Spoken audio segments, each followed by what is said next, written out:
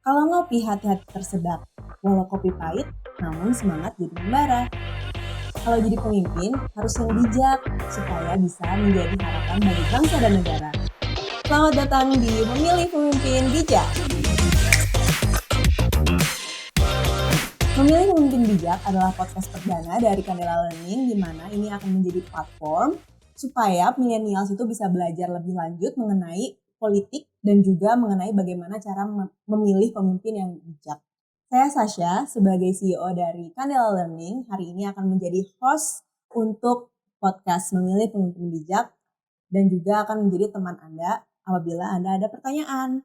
Hari ini di podcast Memilih Pemimpin Bijak episode pertama, kita sudah kedatangan narasumber yang super inspiratif yang juga akan membawa kita diving ya. Kita akan menyelam ke insights yang baru mengenai politik-politik dan juga bagaimana caranya supaya kita bisa menjadi pemilih yang lebih bijak, pemilih yang bisa memilih pemimpin yang benar-benar sesuai dengan apa yang kita inginkan dan juga yang akan bisa membawa negara ini terus maju gitu ya. Nah, narasumber yang akan menemani kita adalah Coach Fauzi Rahmanto. Halo Sasa, halo pemirsa. Terima kasih Coach Fauzi Rahmanto sudah mengikuti kita di sini di episode pertama podcast Memilih Pemimpin Bijak. Jadi di Coach Fauzi Rahmanto ini siapa sih? Jadi Coach Fauzi Rahmanto ini adalah seorang sosok yang sudah bertahun-tahun ada di pelatihan kepemimpinan dan beliau ini adalah seorang coach para pemimpin, sudah bertahun-tahun nge-coach pemimpin dari perusahaan-perusahaan yang besar dan juga perusahaan-perusahaan yang masih kecil dan juga menengah. Jadinya yang pasti akan ada banyak insights yang bisa diambil gitu ya dari pengalaman-pengalaman Coach Fauzi. Gitu. Ini saya sebelumnya manggilnya Coach FR atau Coach Fauzi atau gimana? Boleh dua-duanya. Boleh. Coach FR aja kali ya. Yes. Oke, kalau gitu kita bisa mulai episode pertama podcast Memilih Pemimpin Bijak. Nah, Coach FR, di episode kali ini sebelumnya kita pengen tahu dulu nih, kan emang Candela Learning itu tuh sebuah perusahaan yang khususnya itu bekerja untuk pemimpin milenial gitu ya. Jadi memang menyasarnya tuh milenial, Gen Z dan Gen Z penerusnya, mungkin Gen Alpha gitu. Betul, nanti ke depannya. Nah, jadi saya pengen ngobrolin tentang pemilih gitu ya, pemilih yang memang ada di ranah milenial dan juga Gen Z gitu. Nah, pertanyaannya adalah kenapa sih milenial dan Gen Z ini tuh harus memilih dan kenapa kita tuh harus memilih jadi yang bijak gitu? Ya. Ini pertanyaan bagus, saya terima kasih dan meskipun memang banyak yang nanya juga ya, terutama dari pebisnis yang mereka adalah milenial dan Gen Z, itu banyak yang nanya. Kenapa sih harus ikut pemilihan umum? Gak usah lah gitu. Udah biarin mereka aja yang bermain di politik, yang menentukan, kita pebisnis gak usah peduli. Banyak yang menyampaikan begitu ya. Nah, sebenarnya jawabannya sederhana. Nanti yang menikmati masa depan ya 5 tahun dari sekarang, 10 tahun dari sekarang, itu siapa sebenarnya? Ya generasi millennials, Gen Z yang akan menikmati alam Indonesia di 5 tahun sampai 10 tahun mendatang. Nah, sementara yang akan membentuk bagaimana Indonesia 5 sampai 10 tahun mendatang itu adalah orang-orang yang nanti akan kita pilih di dalam pemilihan umum yang akan datang ini. Maka jangan sampai sebetulnya nggak peduli, karena itu sama saja kita membiarkan nasib kita ditentukan oleh orang lain. Padahal kita punya hak loh. Kita punya hak, kita punya peluang. Maka justru Pak millennials dan Gen Z seperti Sasa dan juga teman-teman itu yang harusnya sekarang antusias untuk menyampaikan suaranya di pemilihan kali ini. Karena masa depannya kalian yang menikmati. Gitu. Wah, iya sih, betul ya. Memang kalau misalnya tahun ini itu tuh jadi tahun yang kayaknya tuh beda gitu daripada pemilihan tahun sebelumnya gitu ya. Kebetulan saya bukan pemilu pertama, tapi banyak di luar sana Gen Z itu yang baru banget nih join pemilu tahun 2024. Pemilihan pertama nih. Jadi mungkin kita masih bingung siapa sih sebenarnya yang harus kita pilih gitu. Siapa sih yang kita pilih itu dan harus bagaimana cara memilihnya. Iya. Dan ini wajar ya karena baru pertama kali memilih, terus kemudian cara berkampanyenya kan kebanyakan sama ya. Nah, sebelum kita masuk ke situ kita perlu bedakan dulu nih Sasa ya. Teman-teman Sasa dan juga Gen Z dan milenial perlu pahami meskipun mungkin pernah ikut pemilihan ya. Bahwa sebetulnya di pemilihan umum yang nanti yang Februari itu kita itu milih dua hal ya yang berbeda. Yaitu pertama eksekutif namanya, eksekutif di sini presiden ya dan wapresnya, dan yang kedua legislatif. Ini banyak yang nggak tahu loh bahwa ternyata sebenarnya negara itu dikelola ya. Ada istilah yang kalau dalam dunia politik itu namanya trias politika ya. Jadi kewenangan itu dibagi tiga ya. Secara sederhananya seperti itu. Ada mereka yang diberi kewenangan untuk menjadi eksekutif ya, pembuat keputusan, memutuskan segala sesuatunya.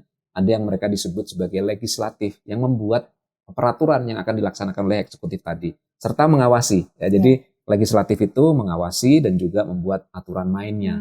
Nah, dan ini jadi wasit gitu kan. Nah, kemudian yang ketiga ada namanya yudikatif yang nanti akan kewenangannya ada di kehakiman, memutuskan perkara dan sebagainya. Nah, kita nggak bicara yang yudikatif dulu nih, kita bicara yang legislatif dan juga eksekutif. Makanya nanti pas milih itu ada dua itu. Yang pertama kita milih presiden, tapi yang kedua yang nggak kalah pentingnya adalah memilih legislatif yang dibagi ke dalam legislatif di tingkat pusat ya, menentukan bagaimana aturan main Indonesia secara keseluruhan loh. Penting nggak tuh?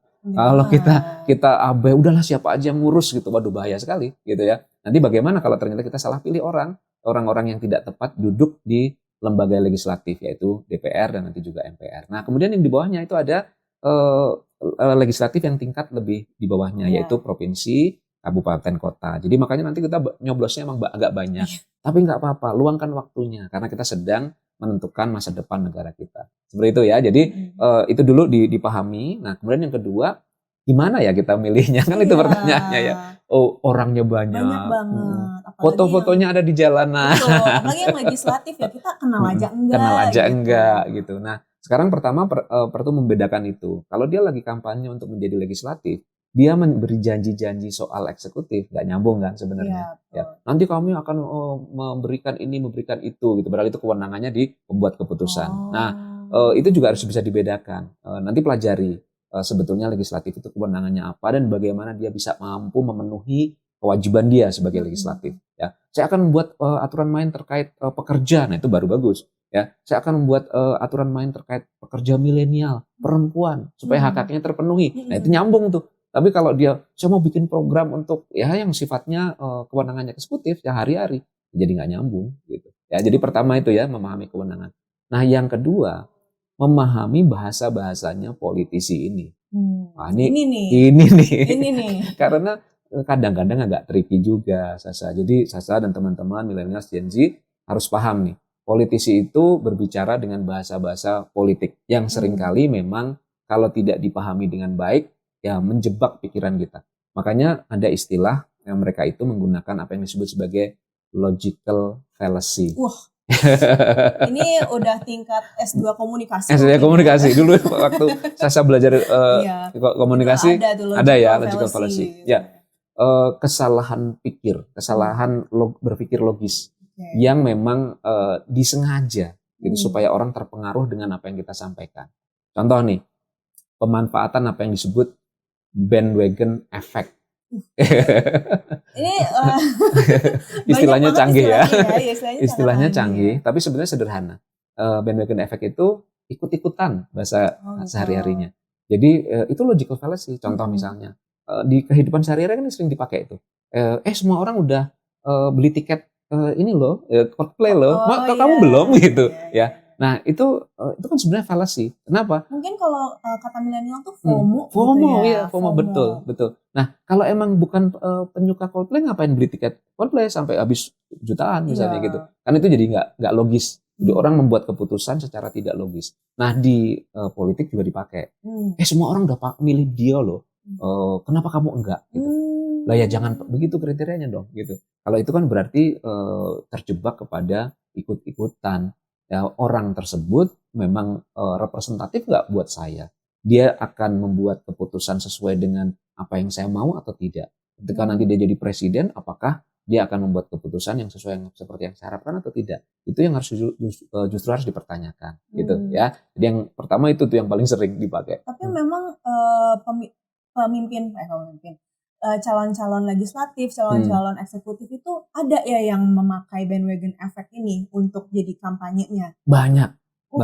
Perhatikan tuh. Mungkin yang bersangkutan enggak, tapi tim kampanyenya dan sebagainya banyak ya. Dia menyampaikan buzzernya. Semua orang dikondisikan seolah-olah semua orang sudah memilih A gitu, memilih B, memilih C. Sehingga kalau kamu enggak, kamu ketinggalan di bandwagon ini gitu. Jadi itu kayak jembatan Batman ya. Benar ya. Jadi perlu hati-hati mencermati setiap message atau pesan yang disampaikan. Itu yang paling sering terjadi gitu.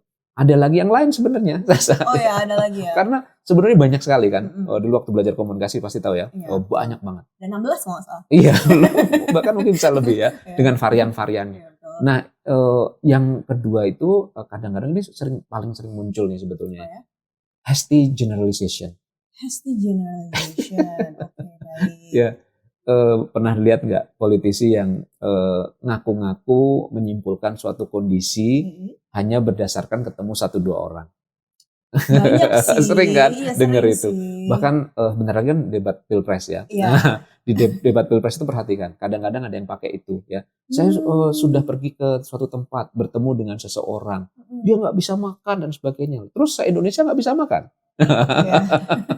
Gitu ya. Jadi ini sederhananya begitu. Hanya dari 1-2 sampel seolah-olah menggambarkan keseluruhan kondisi sebuah wilayah atau negara. Itu fallacy. Itu sesat pikir ya.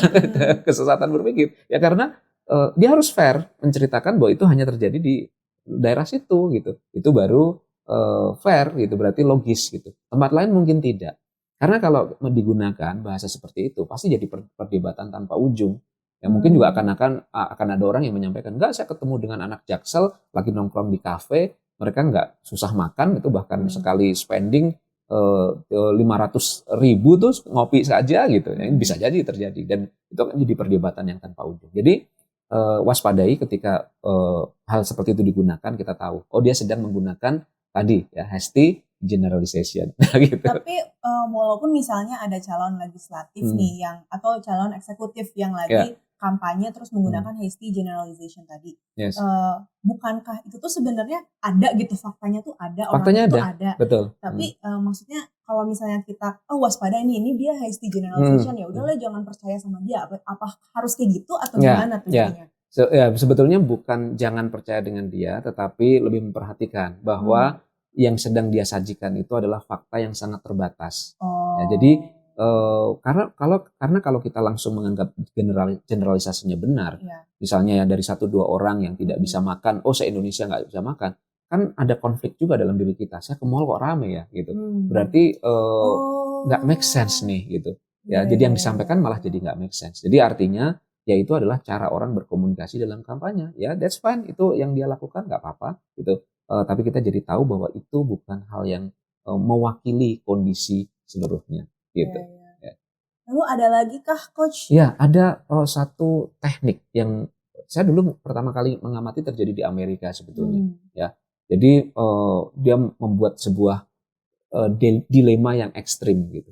Jadi nasty dilema gitu. Jadi dilemanya tuh dibuat ekstrim. Gitu. Jadi misalnya kalau kamu nggak milih, jadi waktu itu Presiden Amerika ya lagi kampanye, itu dia seolah-olah menempatkan para pemilih itu pada kutub dilema yang sangat ekstrim. Kalau nggak milih saya kan anti teroris nih. Kamu berarti sedang mendukung pro teroris. Ini kayak false dilemma. False dilemma, betul. Istilahnya false dilemma. Jadi dilema palsu ini sebenarnya. Karena sesungguhnya nggak ada dilema itu. Dilema itu sebetulnya nggak ada. Karena gini, waktu itu presiden yang berkampanye itu memang dia anti teroris. Tapi apakah presiden yang lain itu juga pro? Ya nggak gitulah gitu. Dia juga pasti anti juga sebetulnya di dalam derajat yang berbeda. Nah, ini perhatikan nih, lagi banyak dipakai di Indonesia. Banyak banget sih. Banyak banget. Calonku ini loh pro A gitu. Kalau kamu pilih yang lain berarti kamu nggak pro A. Lah itu kan dilema yang dipaksakan, yang false tadi, gitu. Ya ini perlu diwaspadai. Faktanya kan nggak demikian. Ya kita harus lebih jernih memandang. Iya, presiden A, calon presiden A misalnya, B atau C, dia pro sesuatu, tapi bukan berarti yang lain juga tidak pro. Mungkin pro dalam derajat dan tingkat yang berbeda. Nah, lebih baik berpikirnya begitu. Iya sih, betul ya. Emang sekarang tuh apalagi setelah debat terungkap ya. Iya, jadi banyak gitu, banyak bahasan-bahasan di sosial media yang memang kalau pihak ini tuh kayak gini gitu. Terus jangan pilih inilah, pilih yang itu aja gitu. Itu kayak benar-benar menyudutkan, ada kubunya ada gitu kubu, ya. Jadi ada kubunya. Padahal sesungguhnya nggak ada yang demikian ekstrim gitu ya. Jadi pasti ada aspek yang mirip dan sama, hanya dalam derajat yang berbeda. Nah, semoga nih teman-teman milenial Gen Z terbekali ya, jadi lebih, oh iya ini lagi menggunakan permainan kata apa nih gitu. Apakah false dilemma, ataukah hasty generalization, ataukah tadi bandwagon effect lagi dipakai gitu. Ya, nanti kapan-kapan kita bahas lagi yang lain ya. Baru 3 supaya makin bijak nih, bijak dalam memilih pemimpin yang bijak gitu. Bijak memilih pemimpin yang bijak. Bijak, yes. Itu keren banget Coach FR. Tapi setelah tahu nih, oh ya di kampanye itu sebenarnya ada beberapa namanya tuh bahasa politik seperti itu. Malah jadi makin bingung Coach. Oke. Gimana nih jadinya supaya kita bisa menjadi pemilih yang bijak? Baik. Nah, jadi pertama setelah kita paham ya bahwa ternyata mereka banyak menggunakan bahasa seperti itu, sekarang kita kembalikan ke kita. Powernya tuh di Anda, di rekan-rekan semuanya, di para pemilih milenial Gen Z ini. Powernya ada di tangan kalian semua, ya. Nah, bagaimana mengembalikan power itu? Satu, tentukan dulu sebetulnya Indonesia yang seperti apa yang kalian cita-citakan. Pengennya nanti Indonesia yang kayak gimana, gitu ya. Yang kehidupan politiknya, ekonominya, sosialnya yang seperti apa. Pengennya bagaimana gitu. Lalu itu dibandingkan dengan hal-hal yang disampaikan oleh para calon itu, baik eksekutif maupun legislatif. Yang mereka sampaikan itu mendukung terhadap pencapaian itu atau tidak, gitu.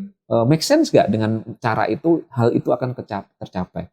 Coba aja dilihat gitu ya. Itu nyambung gak ya dengan cita-cita saya tentang Indonesia gitu. Yang kedua.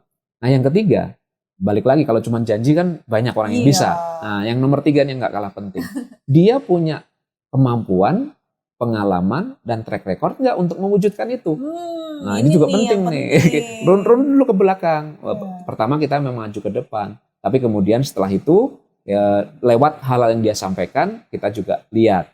Ini orang yang bisa dipercaya nggak untuk dapat menjalankan apa yang dia janjikan. Pengalamannya cukup atau tidak, sesuai atau tidak ya. Ini bukan kaitan sama umur ya. Umur itu bebas lah gitu. Tapi kemampuan, pengetahuan, pengalaman itu kan membantu ketika networking juga, jejaring juga. Itu kan membantu saat dia nanti menjalankan janji dia gitu. Maka itu juga perlu dicek gitu. Aduh, tugas kita sepertinya banyak ya. Tapi kan demi masa depan. Bicara di leaders ternyata masih banyak PR nih buat kita sebagai pemilih milenial, pemilih Gen Z, supaya kita bisa bijak untuk memilih pemimpin bijak tadi gitu. Nah, kebetulan pemilu 2024 sebentar lagi nih akan kita lalui gitu ya, nanti bulan Februari 2024. Jangan lupa teman-teman, kita harus bisa menjadi pemilih yang bijak. Untuk itu kita mungkin ada episode kedua kali ya. Oh iya, boleh kita lanjut ya, biar teman-teman makin bisa memilih. Betul. Kita akan lanjut di episode kedua. Kita akan ngobrol lagi nih tentang logical fallacies lagi. Nanti mungkin yang bisa kita bahas di mana kita supaya kita bisa makin siap, makin tahu gitu kalau misalnya ada kampanye yang seperti ini tuh harus gimana gitu ya. Oke deh Coach, terima kasih banyak atas waktunya. Semoga salim ya. Baik. Semoga apa Coach? Ya, semoga membantu teman-teman. Amin. Semoga kita tapi saya yakin podcast kita ini akan bermanfaat bagi orang lain. Oke deh kalau gitu Future Ready Leaders, sampai berjumpa kembali di Memilih Pemimpin Bijak podcast selanjutnya. Dadah.